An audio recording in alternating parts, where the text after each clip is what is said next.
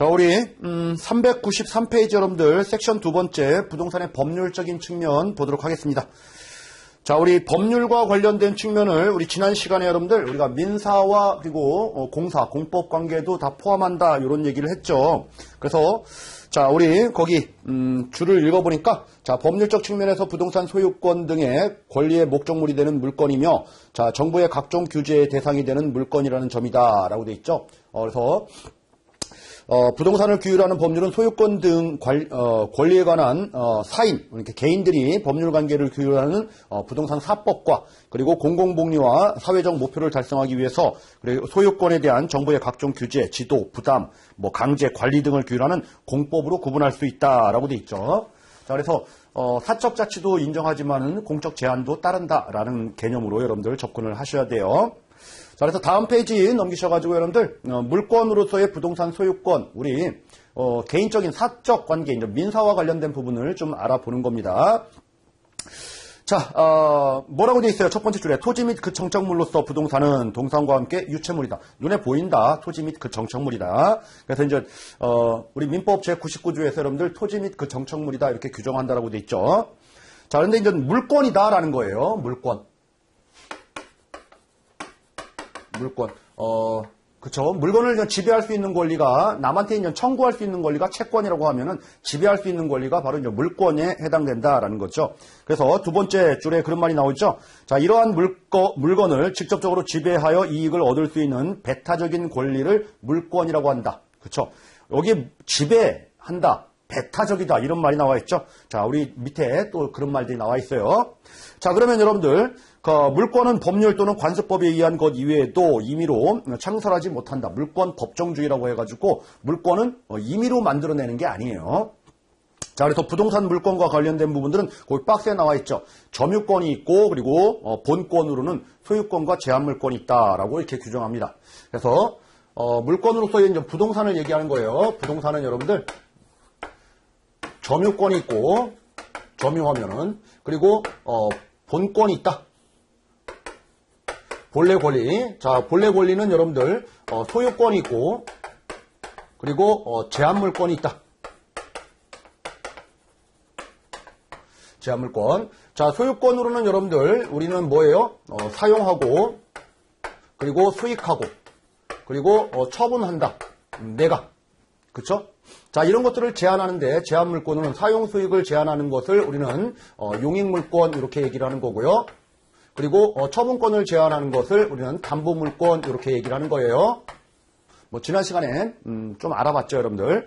자, 여기서 용익물권으로는 지상권, 지역권, 전세권이 있고요. 그리고 담보물권으로는 유치권, 질권, 저당권이 있다 이렇게 되어 있죠. 그래서 그런데 이제 부동산에는 여러분들 이 질권이라는 부분들은 전당포 이거 설정하지는 못한다 이렇게 되어 있는 거예요.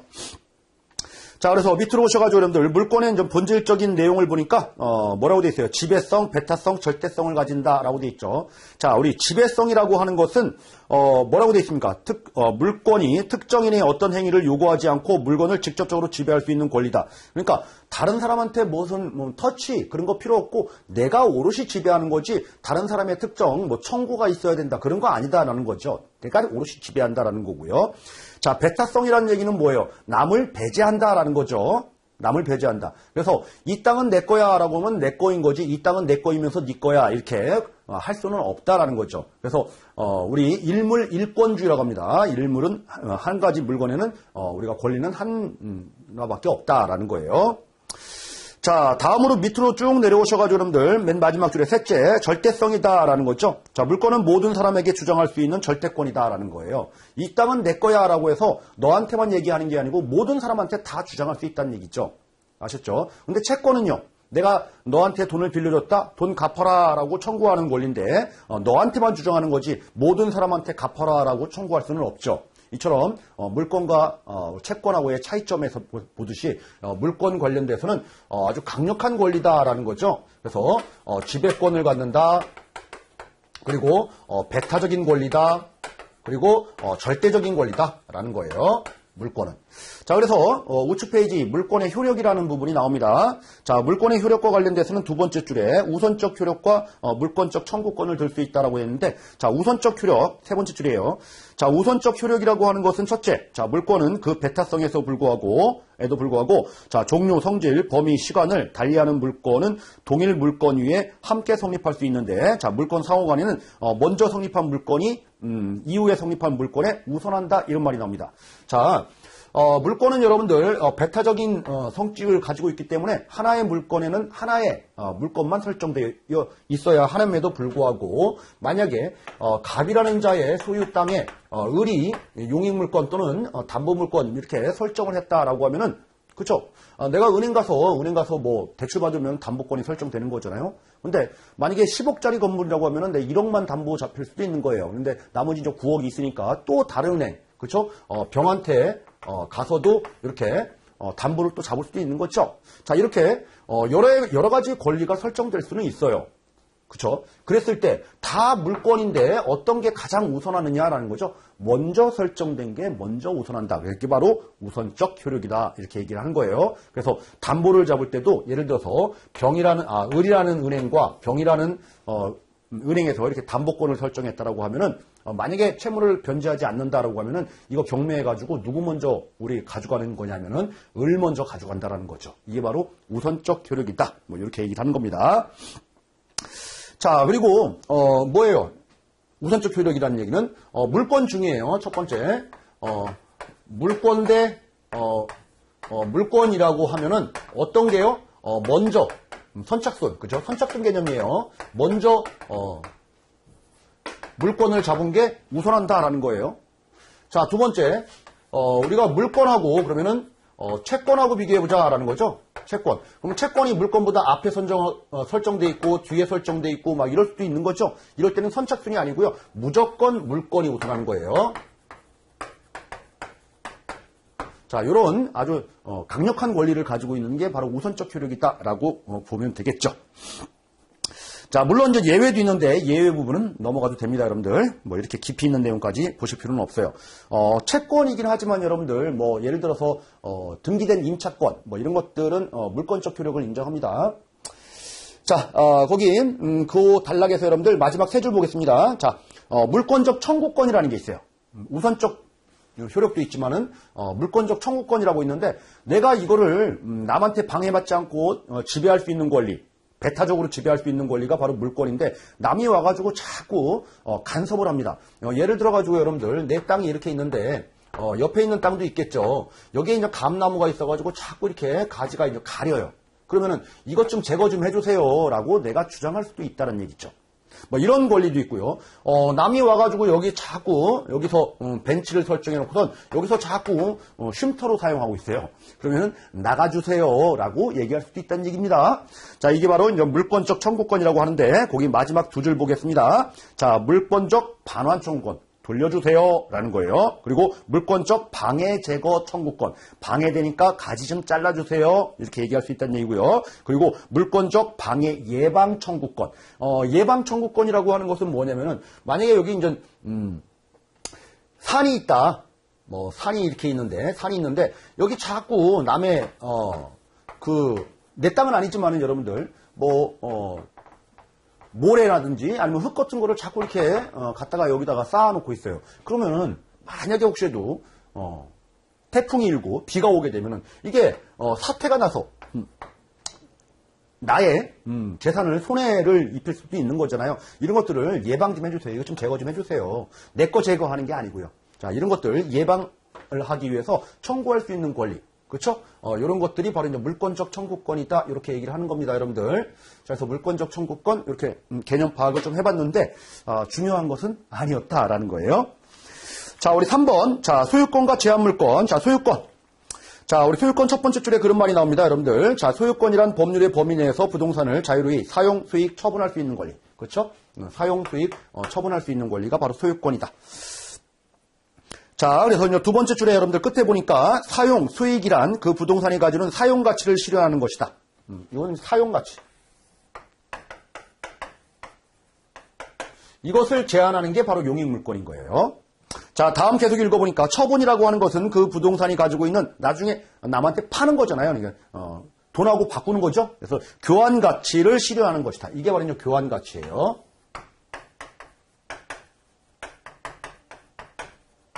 자, 그래서 교환 가치를 제한하는 게 바로 담보 물건이다. 이렇게 보시면 되겠죠. 자, 그리고 거기 이제 네 번째 줄에 그런 말이 나와 있네요. 자, 토지의 소유권 범위는 지표는 물론이고 정당한 이익이 있는 범위 내에서 상하에 미친다. 우리 지난 시간에 잠깐 말씀드렸죠. 자, 밑으로 오셔가지고 여러분들 제한물권. 제한물권은 이렇게 용익물권과 담보물권이 있다. 뭐 이런 말이 나와 있고요. 우리 다음 페이지 넘어가서 볼게요, 여러분들. 자, 우리 396페이지에 1번 지상권, 2번 지역권, 3번 전세권. 자, 우측에 여러분들 4번 유치권, 5번 저당권. 5번까지밖에 없네요. 질권은 없네요. 그렇죠? 질권은 부동산에 설정할 수 없기 때문에 우리 거기 담보물권 중에 질권은 여기 교재에서는 빠진 거예요, 여러분들. 자, 그러면은 여기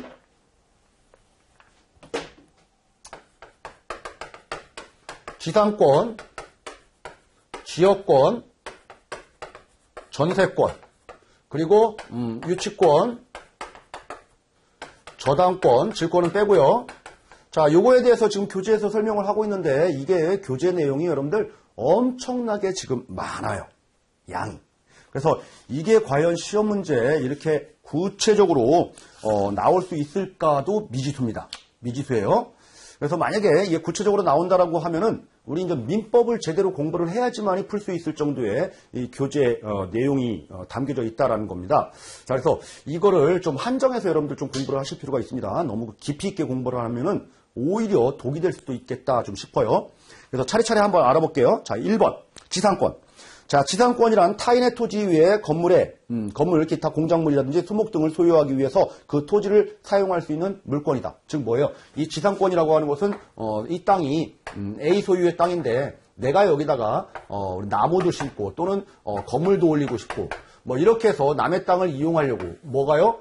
B라는 사람이 이렇게 해서 남의 땅 위를 이용할 수 있는 권리가 바로 지상권 이렇게 얘기를 하는 거예요. 물론 여러분들 땅값은 우리 땅을 이용한 값은 줘야 되겠죠. 그렇죠? 뭐 이런 것들인데 자, 우리 지상권도 여러분들 어쨌든 간에 우리가 물권이죠. 그렇죠? 용익 물권이잖아요. 지금 물권과 관련된 지배성, 배타성을 지금 가지고 있는 권리입니다. 자, 그래서 지상권과 관련된 부분들은 우리 네 번째 줄을 보겠습니다. 자, 첫째라는 부분. 자, 첫째. 자, 지상권은 배타성을 가지고 토지를 직접적으로 지배할 수 있는 물권이다. 지상권이 설정되어 있으면 여러분들 무조건 이용할 수 있는 거예요. 누구한테 터치받는 게 아닙니다. 자, 그리고 그 다음에 나옵니다. 자, 임차권은 임대인에 대해서 토지를 사용, 수익하게 할 것을 청구할 수 있는 채권이다. 우리 지상권, 요 이용하는 건데 이거랑 좀 비교를 해야 될 게 여러분들 임차권이다. 임차권. 내 좀 빌려 쓸게요 라고 청구하는 거예요. 그죠? 청구할 수 있는 권리인 거지 지배권은 아닙니다. 그래서 임차권이라고 하는 것은 채권인 거고 지상권이라고 하는 것은 물권이다라는 거죠. 그냥 이용할 수 있다라는 거예요. 이런 경우도 있지만 여러분들 이런 경우도 있어요. 만약에 A라는 사람이 땅을 가지고 있고 여기 건물을 져가지고 이것도 이제 A 거예요. A 거. 그런데 이 A가 뭐 사업하다가 부도가 나가지고 좀 어려움에 겪었을 때 우리 여러분들 뭐 압류 들어오죠. 압류 들어와서 이제 경매로 처분하는데 요 만약에 건물만 압류가 들어가가지고 이제 건물이 비명의로 이제 바뀔 수도 있는 거예요. 이렇게 딴 사람한테 넘어갈 수도 있는 거죠. 땅은 그대로 내 거였고. 근데 가만히 봐보세요. 이 B라는 사람은 여러분들 이 A 땅을 밟지 않는 이상은 건물에 들어갈 수가 없겠죠. 그렇죠? 그래서 당연히 A 땅 위에 그렇죠? B 건물이 있기 때문에 당연히 지상권을 인정해 줄 수밖에 없어요. 지상권이 인정되지 않는다라고 하면은 이거는 무용지물의 건물이 되는 거죠. 자, 이런 지상권들을 우리는 법정 지상권 이렇게 얘기해요. 지상권. 그래서 만약에 경매로 낙찰받았다라고 해도 B가 A한테 가가지고 나 이거 땅 이용할게요라고 이용하게 나 좀 해주세요라고 해서 청구하는 게 아니에요. 당연히 인정되는 겁니다. 그죠? 그게 바로 이 채권과 물권의 차이점이다. 이렇게 기억을 해두시면 되겠네요. 그래서 임차권하고 한번 비교를 한번 해보는 겁니다. 빌려 쓰는 개념으로. 자, 다음 둘째 보겠습니다. 자, 지상권은 제3자에 대해서 대항력이 있다. 절대적인 거니까 다 내가 가지고 있다라는 게 이제 물권의 특성이었잖아요. 자, 물권의 특징 다시 한번 정리하면 여러분들 지배권이다. 그리고 배타권이다. 그리고 절대권이다. 그렇죠? 누구에게나 주장할 수 있다라는 겁니다. 자, 이거에 비해서 임차권은 제3자에 대한 대항력이 없는 것이 일반적이다. 원칙이다라는 거죠. 그 임차권은 여러분들 나 이거 빌려 쓰는 거예요 라고 우리 당사자끼리만 얘기하는 거지 다른 사람한테 얘기할 필요는 없다라는 거예요. 자, 우리 셋째, 지상권은 자유로이 양도 담보로 제공할 수 있지만은 임차권은 그러하지 못하다. 그렇죠? 절대적으로 지배하는 권리이기 때문에 그래요. 자, 넷째, 자, 지상권은 최단 기간이 제한되어 있어요. 최소한 우리 건물 중에서 아주 견고한 건물 그리고 수목 같은 경우는 30년이에요. 30년 밑으로는 설정하지 못하도록 되어 있어요. 민법상. 나머지 뭐 15년, 10년, 뭐 이런 거, 5년, 뭐 이런 것들이 있지만은, 그리고, 최장 기간에 대해서는 제한이 없어요. 그래서 최단 뭐 이상이에요. 그죠? 지상권은. 그런데 임차권은 여러분들, 임차권은, 최장 얼마 넘기지 못한다. 이런 제한은 있어요. 그래서 이런 게 좀 차이가 있다라는 부분인데, 너무 좀 깊이 있는 내용이기도 합니다. 자, 다섯째 보겠습니다. 다섯째, 좀 중요합니다. 여러분들. 지상권의 성립에 있어서 지료가 그 요소는 아니다. 반드시 지료를 내야지만이 지상권이 설정된다. 그거는 아니다라는 거예요. 그런데 여러분들 임차권은 여러분들 그죠? 내가 네 땅 빌려 쓸게요 라고 하면은 이건 반드시 이용료는 무조건 내야 돼요. 필수예요 이거는. 그래서 우리가 절대권과 상대권의 차이인 거죠. 이런 부분들 여러분들 비교해가지고 임차권하고 비교를 하는 차원에서 정리를 좀 해봤는데 상당히 좀 어렵죠, 여러분들. 민사와 관련된 부분들을 하나하나 다 뜯어보려고 하니까. 자, 어쨌든 여러분들, 기본적인 개념은 알고 계시자고요. 자, 지상권은 물권이다라는 거, 그리고 남의 땅 위에 이용할 수 있는 권리로 우리 물권으로 지배성과 배타성과 절대성을 가지는 권리다라는 거예요.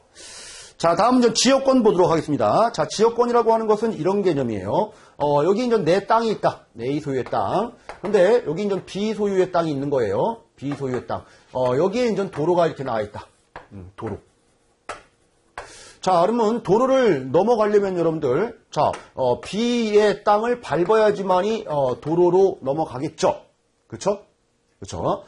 그래서 A 땅은 이제 맹지가 되는 거죠. 우리가 통행하려면은 좀 이용 좀 해주세요라고 하는 게 이제 통행 지역권. 만약에 이게 하천이다라고 하면 여러분들 하천이다라고 하면은 어떻게 될까요?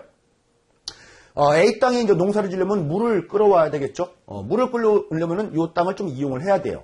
이런 것들을 우리는 인수, 그쵸? 물을 끌어온다라는 거죠. 인수, 우리가 지역권 이렇게 얘기합니다. 또 하나는 뭐 이런 게 없고 탁 트이는 공간인데 A 땅, B 땅 이게 이제 남쪽이에요. 남쪽에 이제 풍경을 보려고 하는데 햇빛이 들어와야 되는데, 그렇죠? B 땅이 너무 높은 건물이 있어가지고 너무 높아가지고 다 시야를 가린다라고 하면은 좀 이거 내 시야 좀 피해 주세요 이렇게 주장할 수도 있는 거예요. 이런 것들을 우리는 조망, 그렇죠? 조망, 우리 지역권 뭐 이런 식으로 얘기합니다. 자, 어쨌든 간에 이런 B 땅을 이용하려는 하는 권리가 바로 이제 지역권이다라는 거예요. 지역권. 그래서 요 A 땅을 뭐라고 하냐면은 B 땅이 필요한 거죠. 그래서 요역지 이렇게 얘기합니다. B가 승낙을 해줘야 되겠죠. B를 우리는 승역지 이렇게 얘기합니다. 승역지. 자, 그러니까 승역지, 요역지를 전부 요걸 우리가 농사를 지려면은 B 전부 땅이 필요한 거 아니죠? 일부만 필요한 거죠, 여러분들. 그러니까 요역지는 하나의 이제 필지가 되지만은 일필지가 되지만은 자, 승역지는 여러분들 일필지가 될 필요는 없죠. 그 중에서 일부만 이렇게 승낙이 돼도 괜찮다라는 겁니다. 자, 이런 개념들을 미리 좀 여러분들 파악을 해두시면 될 거예요. 자, 여기서 이제 시험 문제가 나온다라고 하면은 요 정도가 나올 겁니다. 요 정도가 요역지가 뭐다, 승역지가 뭐다 이런 개념 정도. 자, 우리 한번 책을 통해서 보도록 하죠. 자, 지역권은 설정 행위에서 정한 일정한 목적을 위해서 타인의 토지를 자기의 토지 편익에 이용하는 권리이다라고 돼 있죠.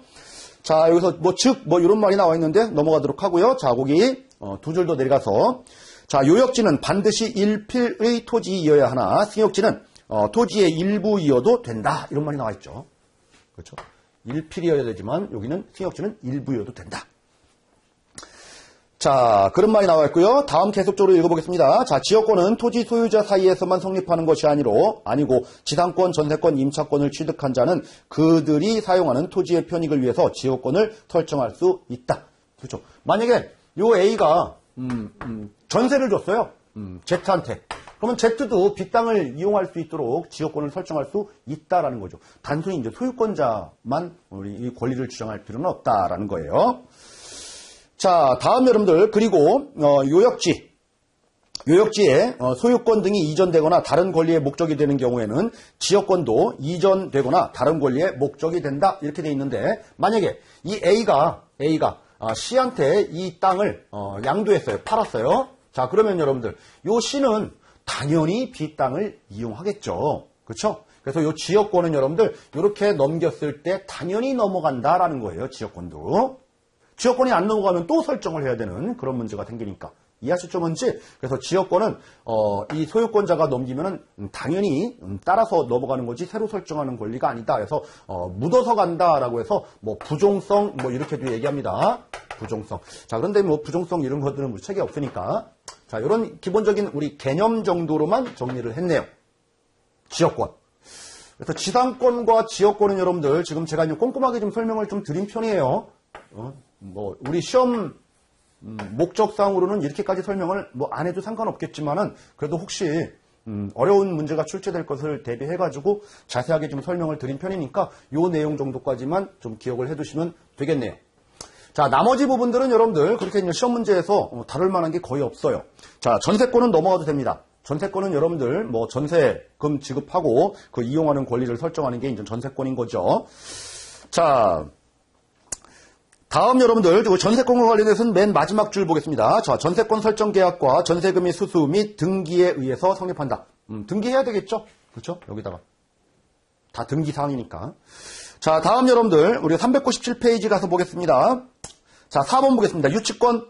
자, 유치권은 타인의 물건이나 유가증권 등을 한 자가 그 물건이나 유가증권에 관해서 생긴 채권이 변제기에 있는 경우에 그 채권을 변제받을 때까지 그 물건을 지배하는, 유치할 수 있는 법정담보물권이다 라고 되어 있습니다. 자, 우리 법정담보물권은 뭐냐라는 게 바로 유치권이에요.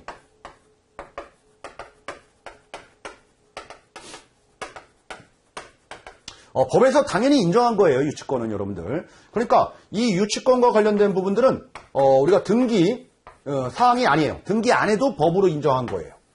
법으로.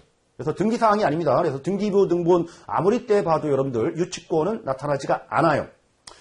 대표적으로 이런 경우를 가정해 보시면 됩니다. 자, A 소유의 땅이 있는데 이제 건물을 지으려고 해요. 5층짜리 건물을. 그래서 이제 5층짜리 건물을 이렇게 올렸어요.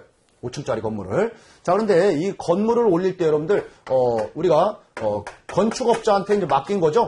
건축업자 B한테 이제 맡겨가지고 건물을 올렸는데, 예를 들어가지고 이자한테 1억 원이라는 공사대금을 이제 A가 줘야 되는데 이 공사대금을 지금 안 주고 있네요. 그러면은 B는 그러면은 어떻게 하면 될까요? 그렇죠? 여기 이 건물에 들어앉으면 되는 겁니다. 그렇죠? 들어앉으면 받을 권리가 있는데도 안 주고 있으니까, 그죠? 이 건물을 유치하고 있는 거예요. 방 안 빼고 있는 겁니다. 줄 때까지. 이해되시죠? 자, 이런 권리가 바로 법에서 당연히 인정하는 겁니다. 그래서 채권, 즉 공사대금 1억 원을 변제할 때까지, 그죠? 유치할 수 있다. 이게 바로 유치권이다라는 겁니다. 그래서 이런 케이스가 여러분들 안 주니까 A가 이제 부도 상황인 거죠. 그러면 A가 어떻게 돼요? 그렇죠? 여기에 이제 다른 데도, 이 사람뿐만 아니라 다른 데도 많은 문제가 발생을 했겠죠. 그럼 결국 이거 이제 압류 들어가가지고 이거 이제 경매에 붙여요. 경매 붙이면 이제 낙찰을 받죠. 낙찰을 받아가지고 만약에 C라는 자가 이제 낙찰을 받았어요. 등기부 등본만 보고 낙찰을 받았네요. 그런데 등기부 등본에는 유치권이 안 나타나죠. 즉 뭐예요? 이 건설업자 B라는 자가 있는지도 몰라요. 우리 공적 장부상으로는 이 C라는 사람은. 그래서 경매를 받을 때, 그죠? 직접 현장에 가가지고 혹시라도 이 경매 물건에 대해서 다른 권리가 없는지, 그죠? 이 공부상에서 확인할 수 없는 다른 권리가 없는지도 현장 답사를 반드시 조사를 해야 된다라는 그런 위험 부담이 따르는 겁니다. 자, 다음 여러분들 저당권. 넘어가도록 하겠습니다. 우리 이제 저당과 관련된 부분들도 담보 맡긴다라는 거죠. 자, 다음 밑으로 오셔가지고 우리 양괄호 3번 비전형 담보 제도 해가지고 첫 번째 줄에 가등기 담보라든지 양도 담보 뭐 이런 게 나와 있는데 가등기는 등기를 가로 해놓은 거예요. 쉽게 말해서 미리 해놓는 거죠. 미리. 아까도 봐요. 물건 뭐 을이라는 자가 담보권 설정하고 그 다음에 병이라는 자가 담보권 설정하면은 상호간의 물건 중에서는 선후에 따른다 그래서 얘가 1순위 자가 되는 거죠. 그래서 이런 현상들이 발생할 수 있을 걸 대비해가지고 아까처럼 그 건설업자는 이때 B라는 사람은 가등기 담보를 해놓으면 되는 거예요. 가등기 담보. 그래서 순위를 잡으려고 우리가 담보를 하는 게 이제 가등기 담보라는 거고, 그리고 여러분들 양도 담보라고 하는 것은 우리는 원래는 은행 가서 저당권 잡혀가지고 대출을 받게 되는데 그러지 않고 이 물건을 양도하는 거예요. 양도. 법률상으로 소유권자를 넘기는 거죠. 그러면서 돈을 빌려 쓰는 거예요. 진정으로 넘어간 건 아닙니다. 양도 형식을 띤 담보인 거예요. 그런 제도도 있다라는 거 우리 교재에서 이제 비전형 담보제도 이렇게 해서 소개를 하고 있는데 뭐 중요한 것은 아니고요. 자, 우리 페이지 넘기겠습니다, 여러분들. 넘기셔가지고 2번 부동산 소유권의 공적 제한. 자, 우리 이제 민사와 관련된 부분을 좀 봤다라고 하면은 자, 우리 공법 관계.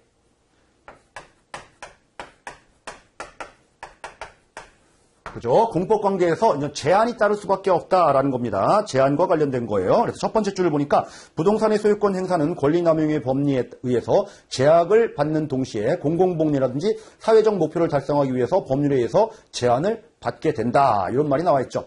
이런 제한들이 점점 여러분들 지금 확대되고 있다라는 거예요. 그래서 자꾸 이제 충돌이 나는 거죠. 사적 재산을 너무 침해하는 거 아니냐. 뭐 예를 들어서 여러분들 뭐 예전에도 그렇죠. 뭐 재산세라든지 종합부동산세 세율을 올린다, 더 많이 뺏어간다. 이거 사적 재산을 너무 침해하는 거 아니냐. 그렇죠. 그리고 뭐 이런 경우 있죠. 1주택만 소유해라. 이게 말이 되느냐 지금 사회에. 막 이렇게 제한이 가해지고 있기는 하지만은 법리상으로 이게 헌법에 맞느냐 뭐 이런 식으로 해가지고 많은 지금 사회적인 충돌을 벌이고 있기는 하지만은 어쨌든 간에 공공복리 차원에서 점점 이런 제한들이 확대되고 있다. 자, 위에서 여러분들 한 8줄 밑으로 쭉 내려와서 우리 체크 정도만 하겠습니다. 그런 공법 관계에 있는 법들이 택지 소유 상한에 관한 법률 뭐 이런 것들이 있어요. 체크 정도만 할 거예요. 법령 명칭은 이렇게 꺾기 표시로 되어 있는 거예요. 자, 그런 것들은 이제 폐지됐고요. 또 다음 단락 보니까 국토건설종합계획법 이런 것들도 예전에 있었어요. 그리고 또 다음 단락 보니까 지역균형개발 및 지방 중소기업 육성에 관한 법률 뭐 이런 것도 있고요. 자, 우측 페이지 가서 보니까 여러분들 맨 위에 첫 번째 줄에 나와 있는 국토이용관리법 뭐 이런 것들이 있는데 다 없어지고, 자, 오른쪽 페이지 여러분들 399페이지 위에서 8번째 줄에 꺾기로 되어 있는 거 국토의 계획 및 이용에 관한 법률. 자, 이거 상당히 중요합니다.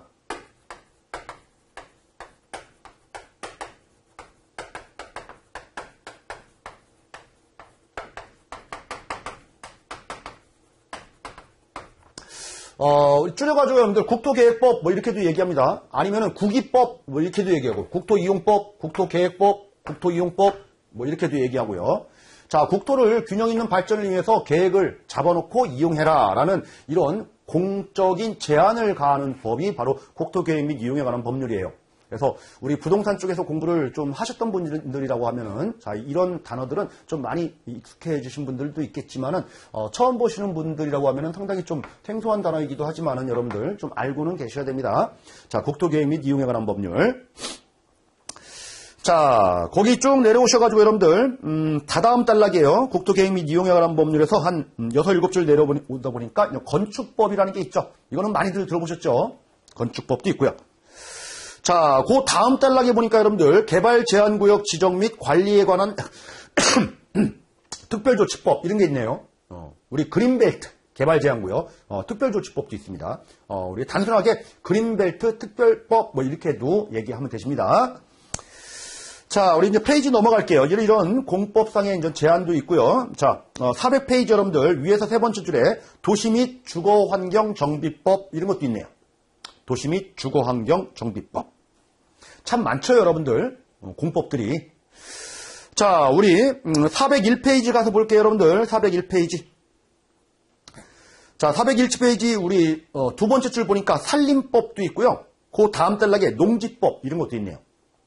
법률을 여러분들 지금 눈으로 한번 보시는 겁니다. 이 법에서 뭐를 규정했다, 이 법을 공부하는 건 아니고요. 공법들이 이렇게 많구나라는 것을 지금 보는 거예요.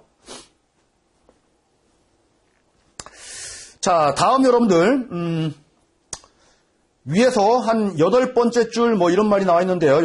9번째 줄 정도에. 자, 2003년도 1월 1일부터는 공익사업을 위한 토지 등의 취득 및 보상에 관한 법률. 이런 것도 있네요. 자, 우리 국가사업, 공공사업을 하게 되면은, 땅들을, 개인이 가지고 있는 땅들을 수용을 합니다. 그러면은 보상을 해줘야 되는 거죠. 그래서 그거와 관련된 법이 바로, 공익사업을 위한 토지 등의 취득 및 보상에 관한 법률, 이렇게, 또 있다는 얘기예요. 참 많습니다.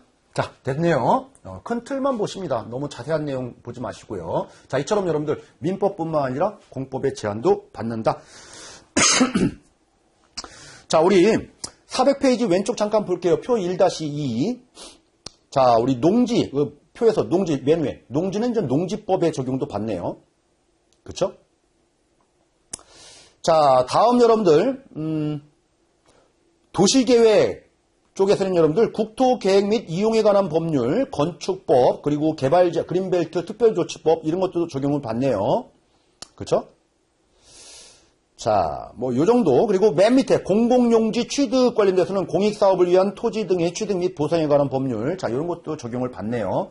지금 여러분들 법령들을 잠깐 이렇게 체크 정도만 했어도 법령의 그 단어만 봐도 어디에 적용되겠구나라는 정도는 여러분들 느낌상으로 아시면 된다는 얘기예요. 이거 하나하나 다 뜯어서 보시는 게 아니고요. 자, 다음 우측 페이지 여러분들. 자, 3번 보겠습니다. 부동산 소유권의 공시제도. 공시란 부동산은 여러분들 공신이 아니고 공시라고 했죠. 등기부.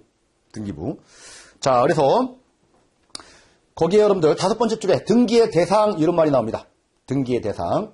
자, 등기의 대상은 자, 부동산 등기법에 의해서 토지, 건물에 대한 소유권, 그리고 지상권, 지역권, 전세권, 저당권. 그 정도만 보시게 됩니다. 그 정도만. 뭐예요? 자, 소유권, 지상권, 지역권, 전세권, 저당권. 유치권은 등기사항이 아니다라는 거예요. 유치권은. 그리고 질권도 아닌 거죠. 뭐 권리질권은 등기사항이 되지만 일반적인 질권은 등기사항이 아닌 거죠. 부동산에 적용되는 게 아니니까. 자, 이런 등기를 하게 되면은 여러분들 그 다음 단락입니다. 등기의 효력에 있어서는 본등기는 자, 물권 변동적인 효력이 있다. 물권이 바뀐다라는 거죠. A에서 B로. 그리고 순위 확정적이다. 그죠? 순위가 물권 상호간에는 먼저 선정된 게 우선순위가 있다라고 했으니까. 자, 형식적 확정령 그리고 대항력적 효력이 있다. 그렇죠? 절대 조건이니까. 자, 권리 존재가 그 사람 거다라고 해서 추정된다라는 거고 점유적 효력이 있다라고 되어 있습니다. 자, 이 점유는 여러분들 점유는 우리가 부동산에도 점유는 할 수 있는 거죠. 그런데 이거는 등기 사항이 아니에요. 점유권은 당연히 이제 등기가 A 거다라고 하면은 A가 살고 있겠구나라고 해서 점유로 이렇게 인정을 해주는 효력도 발생한다는 거예요. 등기가 되면은. 그래서 여러분들 등기의 효력 정도로만 보시면 되고요. 자, 그 옆에 가등기라는 말이 나옵니다. 가등기. 그러니까 가등기는 미리 해놓는 거예요. 본래 등기하기 전에 해놓는 거예요. 왜 그럴까요? 자, 등기가 쭉 되고 있는데 자, 만약에 A가 이제 소유권을 취득을 한 다음에 만약에 B라는 자가 담보물권, C라는 자도 이렇게, D라는 자도 이렇게 우리가 등기 이렇게 제한물권들이 설정을 좀 하겠죠, 여러분들 제한물권들을. 자, 그랬을 때 혹시라도 자, 이런 자들이 너무 많아 설정되면은 내가 여기다가 설정을 지금 등기를 하려고 이때 완료가 됐을 때 권리가 이제 확정됐을 때 등기를 하려고 하다 보니까 너무 늦어질 수도 있다는 얘기죠. 그러니까 우리가 권리가 최종적으로 확정되기 전에 미리 이쯤 해가지고 이때 시작할 때 내 거 등기를 가등기를 해놓는 거예요. 그 다음에 자, 이제 본등기는 이제 이때 하는 겁니다. 본등기를 하는데 이 본등기는 여러분들 언제 한 걸로 보는 거냐면은 이 가등기로 한 걸로 보는 거예요. 이때 본등기가 된 걸로 보는 겁니다. 미리 내가 자리 잡는다는 얘기죠.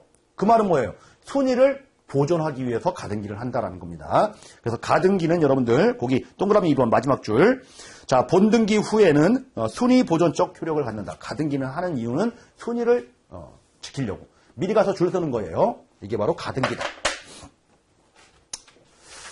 자, 이렇게 좀 봤네요, 여러분들. 상당히 좀 법률적인 측면에서는 조금 복잡한 내용들을 봤지만은, 정리를 보면은, 그렇게 또 어려운 내용은 없어 보이기도 하고, 또 많아 보이기도 하고, 좀 그러네요.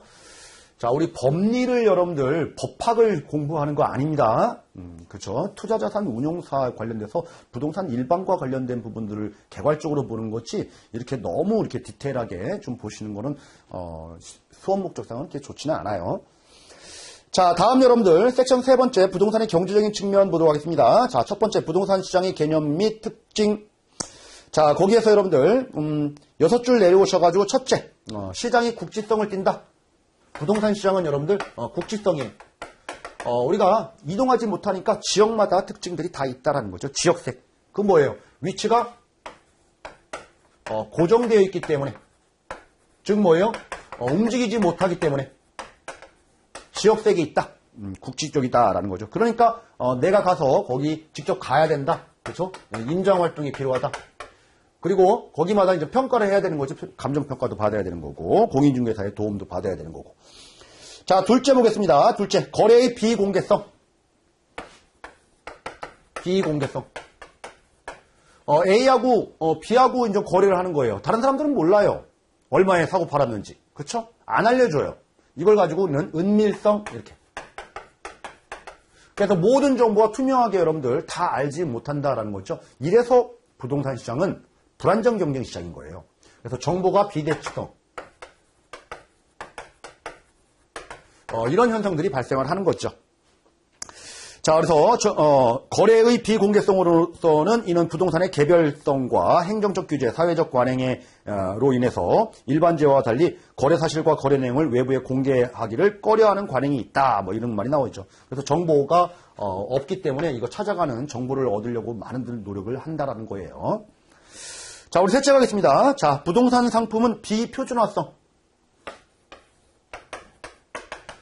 똑같은 부동산이 없다라는 거죠. 즉 뭐예요? 이거는 부동산은 다 개별성을 띈다라는 거죠. 개별성. 우리 앞에서 여러분들 부동산의 자연적 특성에 대해서 좀 알아봤죠? 그 내용하고 연결을 시켜가지고 여러분들 좀 보시면 됩니다. 즉 그 말은 뭐예요? 일물 일가의 원칙이 적용되지 않는다. 뭐 이 말이죠. 자, 우리 넷째, 시장의 비조직성. 자, 다섯째, 수요 공급의 비조절성. 뭐 이런 것들 체크 정도만 해두시기 바랍니다. 넷째, 다섯째. 자, 그래서 부동산 시장의 특성, 뭐 이런 것들이 시험 문제 뭐 나오게 되면은 그렇게 어렵지 않은 문제로 여러분들 해결을 하실 수가 있을 거예요. 자, 다음 우측으로 가셔가지고 여러분들 부동산 시장에서 가격 형성이라고 해서 이제 로스가 주장한 건데, 자, 밑에 있는 그림을 잠깐 볼게요, 여러분들. 그림 1-2에서 부동산 시장에서의 가격 형성 해가지고 우리 여러분들 시간이 지나면 지남에 따라서 이렇게 되죠. 시간이 지나면 지남에 따라서 자, 우리 팔려는 사람, 매도자는 자, 가격을 보니까 자, 1억 처음에 불렀어요. 근데 자꾸 안 팔려. 그러면 어떻게 돼요? 가격을 조금씩 낮추겠죠. 아무리 낮춰도 7천만 원 밑으로는 절대 안 팔아. 7천만 원 밑으로 떨어지면 아예 안 팔을 거야. 그러면은 요 하한선은 설정해 놓을 거예요. 이제 가격을 낮출 거예요. 자, 이제 매수자 보겠습니다. 매수자는 처음에는 우리가 5천만 원에 산대요. 5천만 원에 산다고 했는데 자꾸 안 팔아요. 그러면은 조금 더 가격을 조금 올리면서 흥정하겠죠. 가격을 점점 올려요. 그래서 최고 1억 원 이상은 나는 안 사. 뭐 이렇게 될 거예요. 자, 이렇게 여러분들 매도자의 가격 협상 곡선은 이렇게 밑으로 내려가는 하향 곡선이에요. 그리고 매수자의 가격 협상 곡선은 위로 올라가는 상향 곡선이 되는 겁니다. 상향 곡선. 자, 그런데 우리 이제 교재 여러분들 그림을 보니까 매도자의 제한 가격 하향 곡선 이렇게 돼 있죠. 하향 곡선. 그런데 매수인의 제한 가격 하향 곡선 이렇게 돼 있죠. 하향이 아니죠. 상향 곡선. 자, 요거 좀 수정 좀 해주시기 바랍니다. 자, 그래서 결과적으로는 뭐예요? 7천만 원과 1억 원 요 범위 내에서 언제 우리가 어느 시점에 가격을 우리 거래가 성사되느냐에 따라서, 그쵸? 협상 범위란 얘기죠, 이게. 그래서 부동산 시장은 여러분들 이렇게, 은밀성, 그쵸? 그리고 개별적으로 많은 참여자들이 참여를 안 하고, 중개업자라든지 감정평가업자, 사는 사람, 파는 사람, 이렇게 소수가 서로 간에 흥정을 통해서, 협상을 통해서 가격이 형성된다라고 주장한 학자가 바로, 로스다라는 거예요. 그래서, 그렇게 큰 재미있는 얘기는 아니지만은 여러분들 누구나 다 알 수 있는 말들을, 그쵸? 이렇게 그림으로 만들어서 이렇게 얘기를 하고 있는 겁니다. 자, 우리 다음 또 넘어가서 볼게요, 여러분들. 자, 우리, 404페이지. 자, 3번의 부동산의 경기변동. 자, 우리 경기변동은 시험 문제에 종종 출제되는 포인트니까 여러분들 정리를 잘 해두셔야 돼요. 자, 우리 첫 번째 줄에 그런 말이 나옵니다. 부동산 경기는 일반적으로 주거용 부동산 건축 경기를 말한다. 일반적으로 주거용 부동산. 보통 아파트 같은 경우는 여러분들 3, 40년 정도, 50년 이렇게 수명이라고 늘 얘기들을 많이 합니다. 그래서 아파트 시장을 우리 생각하시면 되겠다라고 보시면 되는 거고요. 자, 그래서 거기 이제 5번째 줄에 그런 말이 나옵니다. 자, 이러한 부동산 경기 변동, 우리 아파트라고 생각하면은, 자, 특징은 부동산이 경기의 주기는 약 18년 정도의 건축 순환을 기준으로 볼 때 일반적으로 18년 정도의 건축 경기가 따른대요. 자, 보통 한 20년이라고 따지면 아파트 같은 경우는 40년, 50년이죠. 한 2배 정도 긴 이렇게 롱텀으로 이루어진다라고 해서 그 다음 번에 일반 경기에 비해서 약 2배 정도 길게 나타난다. 이런 말이 나옵니다. 자, 밑줄 정도로만 체크해서 좀 보시면 됩니다. 이렇게 중요한 건 아니에요. 자, 그런데 이제 경기도 여러분들 우리나라 전 국토의 부동산 경기 변동이 있을 수 있겠지만은 지역마다 다 다르죠? 그렇죠? 어떤 지역은 하향, 어떤 지역은 상승, 이렇게 다릅니다. 그래서 개별성, 지역성 이런 특성들을 많이 가지고 있는 게 이제 부동산이에요. 부동산 경기 변동은 그래서 우리나라 경기 전체의 흐름도 봐야 되겠지만은 내가 투자하고자 하는, 내가 관심 있는 부동산이 속해 있는 그 지역의 부동산 경기 변동도 따로 봐야 돼요. 이런 게 이제 개별성의 문제인 거죠. 자, 다음 밑으로 오셔가지고 여러분들 부동산 시장의 경기 유형 해가지고 하향시장, 우측 페이지, 회복시장, 상향시장, 후퇴시장, 안정시장 이렇게 표현을 하고 있습니다. 자, 우리 경기변동 사이클을 잠깐 볼게요, 여러분들. 이렇게 경기변동한다. 경기변동한다. 자, 맨 위에 점을 여러분들 우리는 고점이라고 얘기하죠. 자, 맨 밑에 점을 여러분들 우리는 저점 이렇게 얘기합니다. 자, 우리 고점은 여러분들 다른 말로 우리 정점 이렇게도 얘기합니다. 자, 우리 고점에서 고점까지 또는 저점에서 저점까지 이 기간을 여러분들 우리는 주기라고 얘기하는 거예요. 사이클. 그리고 이제 고점과 저점의 요 높낮이, 파도 높이 요걸 가지고 우리는 진폭 이렇게 얘기를 하는 겁니다. 자, 이런 기본적인 개념은 알고 계시자라는 거예요. 자, 평균적으로 우리가 부동산 경기가 이렇게 움직인다라고 이제 가정해 봤을 때, 자, 평균보다 위로 올라가는 이런 국면을 여러분들 그림상으로 뭐라고 되어 있습니까? 호황 이렇게 되어 있죠. 호황. 자, 우리 평균보다 밑으로 떨어지는 요 구간을 우리는 그림상으로 뭐라고 되어 있습니까? 하향, 불황 이렇게 되어 있죠. 불황. 자, 우리 맨 위에 점을 찍고 꺾이기 시작하는 시장, 요거는 여러분들 위에서 밑으로 꺾인다, 이제 턴했다라고 해서 후퇴 이렇게 얘기합니다. 후퇴. 자, 맨 밑에서 꺾여서 위로 이제 치고 올라간다라고 하면은 이제 회복 이렇게 얘기합니다. 회복. 자, 그러면은 여러분들 후퇴, 회복, 자, 이런 표현들은 아셨죠? 자, 그러면은 지금 용어가 호황, 후퇴, 불황, 회복 이렇게 4국면을 제가 지금 설명드렸고 그림상으로도 그렇게 나와 있어요. 자, 그런데 우리 다시 한번 보겠습니다, 여러분들. 자, 우리 지문상으로 동그라미 1번, 2번, 3번, 4번까지 자, 하향, 회복, 상향, 후퇴 이렇게 나와 있네요. 자, 후퇴, 회복은 나와 있어요. 그런데 하향, 상향이라는 표현을 하고 있죠. 그렇죠? 그래서 요걸 상향, 우리 교재에서는 요거를 하향 요렇게 우리 목차를 잡았다라는 거예요. 목차를. 그래서 시험 문제가 여러분들 이렇게 호황, 불황 나오면은 다른 교재에도 다 호황, 불황으로 나와요. 근데 우리 책에만 이 호황, 상향, 하향 이런 표현을 지금 쓰고 있는 거예요. 자, 원밀히 말하면 여러분들 이렇게 해서 여기 구간은 지금 떨어지는 구간이죠. 자, 자, 여기 구간은 어떻게 돼요? 올라가는 구간이죠? 자, 떨어지는 구간을 여러분들, 우리는 하향 구간, 올라가는 구간을 우리는 상향 구간, 아니면 떨어지는 구간을 수축 구간, 또는 올라가는 구간을 확대 구간, 막 이런 식으로 표현하면은 전체적인 표현으로 좀 맞을 것 같아요. 그런데 교재가 좀 이상한 목차를 지금 쓰고 있다라고 여러분들 보여지네요. 자, 어쨌든 간에 사공면과 관련된 부분들 이렇게 좀 정리를 좀 해두시면 되고요. 자, 우리가 그 내용들을 하나하나 좀 보시는 것보다 딱 이 정도 포인트만 보시면 돼요. 자, 우리 떨어지는 구간 전체를 한번 볼게요, 여러분들. 떨어지는 구간. 그러면 여러분들 떨어지는 구간에서 가격은 어떻게 될까요? 가격은 상승할까요? 떨어질까요? 하락하겠죠. 자, 올라가는 전체 구간을 보면 가격은 어떻게 될까요? 가격은 올라가겠죠. 상승하겠죠. 자, 그러면 여러분들, 자, 가격 떨어지는 구간에서 이때 1억에 판매했다? 그러면 점점 시간이 지나면 가격은 점점 떨어질 거예요. 그러면은, 자, 이때 이제 거래가 이제 성사된다라고 하면은 거래할 때 예전에 1억에 거래됐던 이 금액을 한번 비교해 볼 거예요. 이 금액보다는 높을까요? 낮을까요? 낮겠죠? 그래서 예전에 거래했던 요 사례는 뭐예요? 상한 개념이에요? 하한 개념이에요? 이거보다 높게는 절대 안 사겠죠? 이해됐죠? 상한 개념이에요. 거래의 상한. 자, 반대로 여러분들, 자, 우리 회복되는 구간 또는 우리가 호황인 구간에서 보면 이때 이제 거래가 돼서 예를 들어서 5천만 원에 거래됐어요. 근데 앞으로 이제 가격이 계속 상승하겠죠? 상승할 거예요. 상승하면은 요 시점에서 이제 거래를 하려고 봤더니 예전에 5천만 원에 거래됐던 사례가 있어요. 이 금액보다는 높을 거예요. 그러면 이 5천만 원은 뭐예요? 사례 기준이 되는 금액은 되지만은 이거보단 높을 거예요. 그러니까 이거는 하한이에요. 하한 개념이에요.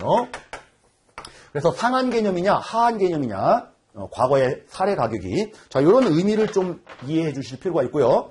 자, 또 하나는 뭐냐면은 가격이 떨어지는 구간에서는 여러분들 매수자하고 매도자 중에서 누구의 입김이 있을까요? 파는 사람 아니면 사는 사람? 그렇죠. 사는 사람이 입김이 있어요. 매수자. 안 사고 자꾸 미루게 되면 가격은 점점 떨어지니까, 그죠? 빨리 살 필요가 없는 거죠. 매수자가 강세인 시장이다라는 거예요. 반대로 이렇게 상승 국면에 있는 시장에서는 여러분들 매도자가 강자 입장을 우위인 시장이다 이렇게 되는 거죠. 그래서 시험 문제가 상당히 어렵게 출제될 경우에는 여러분들 우리 후퇴 시장 또는 하향 시장에서 이렇게 문제가 나왔을 때 과거의 사례 가격이 하한이다라고 하면 틀리죠. 상한이다. 그리고 매도자가 우위 시장이다라고 하면 틀리죠. 매수자가 우위 시장이다. 자, 반대 올라가는 시장에서는 여러분들 과거의 거래 가격은 상한이다라고 하면 틀리죠. 하한이다. 그리고 올라가는 시장에서는 매도자가 우위인 거지 매수자가 우위다라고 하면 또 틀린 말입니다. 그래서 이 정도의 표현들이 아마 시험 문제에 등장을 할 겁니다. 자, 교재를 읽어봐도 여러분들 그 정도 범주 내에서 다 확인을 할 수가 있겠다라는 거예요. 자, 이렇게 알아봤고요. 자, 406페이지. 자, 부동산 경기 측정 지표라는 게 있는데요. 제가 잠깐 말씀드렸듯이 우리나라 전체의 부동산 경기 변동을 예측하는 것도 상당히 중요해요. 그런데 부동산이라고 하는 것은 국지성, 지역성, 개별성의 성질을 많이 가지고 있기 때문에 각 지역마다 다 다르거든요. 그래서 전체 경기 변동과 관련된 부분들의 지표들, 즉 동그라미 1번, 동그라미 2번, 동그라미 3번, 즉 건축이 어떻게 되고 있는지, 부동산 가격이 어떻게 변하고 있는지, 그리고 부동산 거래가 어떻게 되고 있는지, 시장 전체의 움직임을 읽을 필요도 있겠지만은 개별적으로 또 파악을 할 필요가 있겠다라는 거예요. 자, 여기에서 여러분들 어느 정도만 좀 보시면 되냐면은 406페이지 밑에서 네 번째 줄 보겠습니다. 맨 밑에서 네 번째 줄. 자, 네 번째 줄 오른쪽 끝쪽이에요. 자, 이에는 지역성이라든지 개별성이 크게 작용하므로 보편적인 지표로서 이용 시에 유의해야 된다라는 거예요. 이거 보편적인 우리나라 국가 전체의 보편적인 지표를 이용하는 거는 당연한 거예요. 그거를 맹신하지 말아라 그런 말입니다. 유의해라 라는 거예요. 이해하셨죠? 자, 여기까지 여러분들 이번 시간에는 부동산의 법률적 그리고 경제적인 측면에서 좀 알아봤는데 내용이 상당히 좀 많은 내용이 있었네요. 자, 시험 문제 나올 만한 것들도 좀 많이 있었고 자, 요 정도까지 정리를 하고요. 자, 다음 시간부터는 여러분들 챕터 두 번째 부동산 투자 쪽 들어가도록 하겠습니다.